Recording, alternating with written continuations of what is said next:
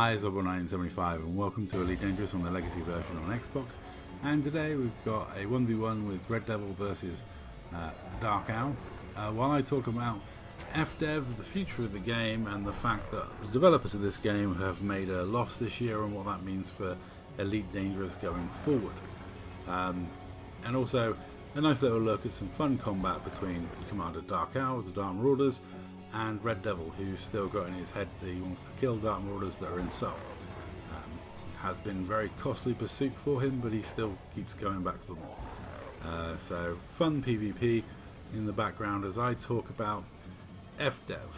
Now, everyone's favourite punching bag for a long time has been FDev when it comes to Elite Dangerous players, especially us console guys, because you reap what you sow. They pretty much abandoned us. And well, they did abandon us and move forward with development for PC only, only to bring out the most lackluster update possible, and to really not really improve upon it. I mean, there's still parts of this game where we've got a much more polished and better version of the game in a lot of extents than the PC side, which is very bizarre to say. They cut us off completely. We're in maintenance mode with bug fixes and the server's still switched on. There's this massive rumour on Reddit going around, or some forums going around, that they think the servers for the console version will be turned off in 2024. I haven't seen any evidence for this, and I don't personally believe that's going to happen. Even though FDev made a loss this year, I don't think the cost of running the server for the legacy version of the game is the problem. And also I think there's enough players on the PC side on the legacy version of the game to keep us going and keep us ticking over with the amount of arcs that are being spent. Also, weirdly, the console version, the legacy version, is still attracting new players. And if they were to turn the servers off, they could never sell another copy of this game, which I still think they are scraping some revenue on sales still for this game and on arcs for this game. Do I think there's going to be any more major development for PC? Probably not. I would say that I suspect that will decline and go into a maintenance mode as well. What with the fact that they've cut down the amount of live streams the community management team are doing, unless there's some wrap-up storyline they want to do, I can see that slowing down very much on development on that side, with the company focusing on revenue. Because the audience has been driven down so much and what's left of the player base is divided between the legacy and the live version, I just don't see them making another expansion based on the number of players that are playing the Odyssey version of the game, because any new expansion now would only be targeted at players playing the Odyssey version of the game, which a lot of the filthy casuals and the solo players are just not bothered with getting that update. They just, the nostalgia guys like me, they brought the game to be the pilot in a cockpit of a spaceship, not to walk around on a planet's surface playing a crap version of Call of Duty. So I can't see FDev plunging more money into developing updates for a game when the audience for that update is so small. I could be wrong. They may think they can sell enough copies of it to justify it. I will be interested to see how that goes, but as far as I'm concerned, I think the console version will remain like we are, which oddly doesn't bother me too much, because while we're not getting any updates or help from the developers, I think there's enough going on console generally that we kind of make our own entertainment. I think Elite Dangerous is one of those games that's got enough niche weirdo players that are going to keep playing it regardless of what happens, until there's a new version of Elite Dangerous to get our teeth into.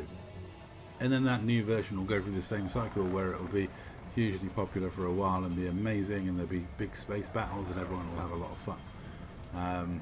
I do think it's sad that we've gone from those days of having big space battles and massive wars with other player factions. But there are still player factions on the Xbox version, on the legacy version, that are building up their BGS, taking over systems, I've noticed. There's still a lot of players doing power play. So it's not all doom and gloom. I think going forward, as far as the console version will go, there is still life in this game and people still have fun playing it.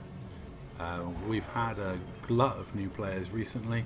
I don't know if the fact Starfield being the space game that it was, not quite scratching that same itch, has, you know, helped recruit new players to Elite Dangerous, where they've wanted that space game itch, and then they've been told, well, it's no Elite Dangerous, and they're like, what's Elite Dangerous? It was the one thing about this game I've always found to be odd. It's been out so long, and it's so good in certain aspects, and yet a lot of people have never heard of it.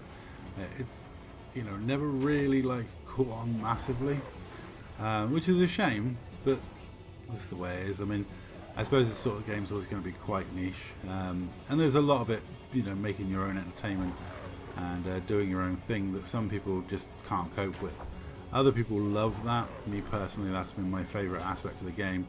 The fact that it is very much open to you to forge your own path, make your own story, be the own characters in your own game.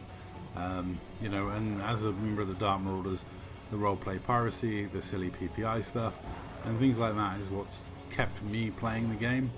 Whereas I don't think a lot of commanders have had that sort of imagination to push the envelope as to what's available to you and what you can do in terms of gameplay within this huge open sandbox.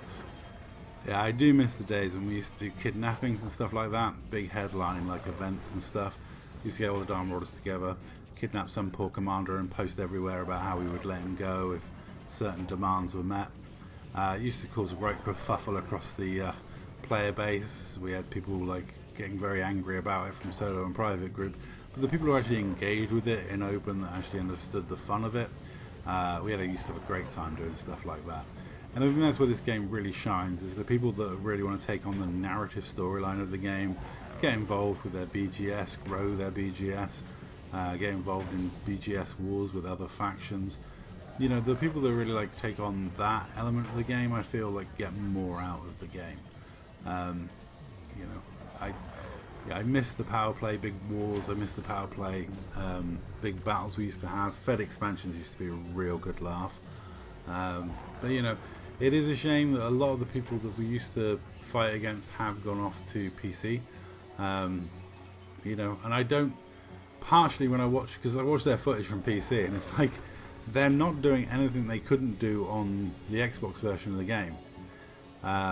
It's the bizarrest thing is because like the space combat on the Xbox version of the game is, you know, I mean, apart from the fact you have a percentage next to how many shields you got left, it's pretty much the same. You don't get as bad a lag as this. This is terrible lag actually. But yeah, there we go. Sorted itself out now. This is quite. I wonder if that was because I was trying to get him in wing, because I've just realised this was the night that I gave out a load of wing missions. That yeah, so I was sharing wing missions to people. I wonder if he's going to have to accept wing missions by the end, but I don't think so, because as I said in a recent fail video, I forgot the Bromulite, so I ended up having to like go back out and go back to my carrier, collect it again, and then deliver the last bits off. But as you can see, now the plasma charges are kind of weird to use.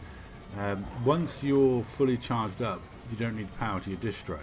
You only need power to your distro to charge up, which means you have this quite cool advantage where you can camp pips to shields and engines, fire, and then, you know, pip manage once you're out of the way of the person shooting at you to get your power back into your plasma chargers. Also, the plasma chargers make awesome noises, and the plume is just amazing. That is one area. I mean, the effects there, the lighting, the sound, everything. That's what makes Elite Dangerous what it is. That's just great stuff. Right there. The flight mechanics that Elite Dangerous has, how Elite Dangerous is. I know full well FDev will make another version of Elite Dangerous in the future, and I firmly believe they will leave this version running until that version's released. That's my feeling on it.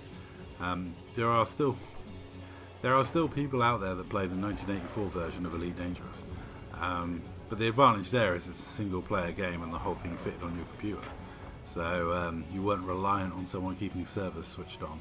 which sadly we are. We are kind of tied to those servers, and we are reliant on those servers. And hopefully I'm right, and FDev leave them on until they bring out another version of this game. But we'll have to wait and see. I mean, they are a company struggling. You know, they've had big losses this year. It's been a bad year for them. Some of the games haven't performed as well. They've had to close down the publishing arm. You know, there have been some poor decisions.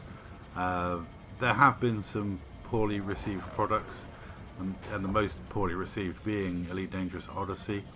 You know, and I hope FDev are able to recover, move forward, and maybe one day do an Elite Dangerous that fulfills all the potential that I see in this one. You know, personally, I think they came so close to greatness with this game, but it's really weird because when I started playing it, I was very anti the whole people saying it should be like EVE Online, but you're the pilot. And the more I've played it and the more years have gone on, I'm like, it should be like EVE Online where you're the pilot. They should really have gone down that route, because I mean, there's a reason why EVE Online is still a relevant game 20 years in. And I think Elite Dangerous was so close to capturing that sort of market and that sort of audience. And I really do think when they moved away from the pilot focus, I think that was a bad thing. And I hope that when they do another version, they actually remember that the DNA of this game is to make the experience in the cockpit as good as possible. Not worry about walking around planets or walking around your ship. Just focus in on the experience of a person sat in their seat commanding their ship, because that's the bit that hooks people into this game. There's no other game like it for the flight mechanics and the way the combat plays.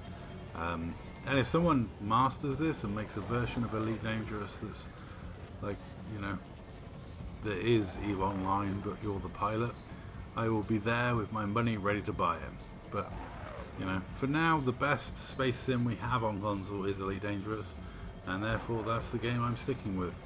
In terms of content for my channel, I will still be producing Elite Dangerous content, because I'm going to be still playing Elite Dangerous content. I am going to take a holiday and do some Baldur's Gate. I might do some Baldur's Gate content, or I don't know where I'll score. I might just play that game just for myself. I certainly, with doing less videos a week now, I am able to play Elite Dangerous for not too much time and get enough footage. And it's thanks to people like Al and Scooby that provide me with footage that, you know, I will have the freedom to go off and play a bit of Baldur's Gate on the side, and yet still come back and enjoy my Elite Dangerous. And I really must unlock these weapons at some point. There's so many things I've still got left to do on Elite Dangerous that I would be heartbroken if they turn the servers off now, I've got to say. You know, it's still my #1 game. I still play it more than anything else. I still play way too many hours of it. You know, and I'm still able to pirate people. There are still people on the game in open in 2023 playing the game that I can pirate people and have fun and chat to my friends while playing a video game. And that's all I really want. Whether those friends are playing Starfield or not, it doesn't really matter to me. I can have some fun, chill out, relax, and play a video game that I enjoy playing. As far as this fight goes, it's kind of been a bit one-sided. Al's really taken advantage of being able to sit with 4 pips to shield so often, and I think that makes a huge difference. The fact that pip management in this ship is quite easy in a way. It's and that incredible shot speed, 6,000 meters per second, means these are like rail guns that you choose when you fire them, which does make a huge difference, I think, over normal plasma accelerators. Someone's like, why do you call them Plasmax? It's like, I've always called it Plasmax. So it's an abbreviation of the word, but yeah. As far as these plasma charges go, yeah, they intrigue me. They are definitely an interesting weapon. Garon's been on about them for ages, and I really, really do need to go and do the grind to unlock them.